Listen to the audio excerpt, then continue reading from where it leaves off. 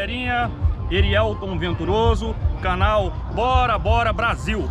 Continuando a nossa série, mostrando aqui os pontos turísticos do estado de Rondônia. Hoje nós estamos no município de Costa Marques. Nós viemos aqui para registrar e prestigiar o maior festival de praia do estado de Rondônia. É isso mesmo. Você que de repente pensa aí que Rondônia não tem atrativos turísticos, não tem praia. Aqui no fundo o nosso rio GUAPORÉ, um importante rio aqui do nosso estado, o qual ele se divide e forma ali uma linda praia. Barracas, atrações inclusive a nível nacional.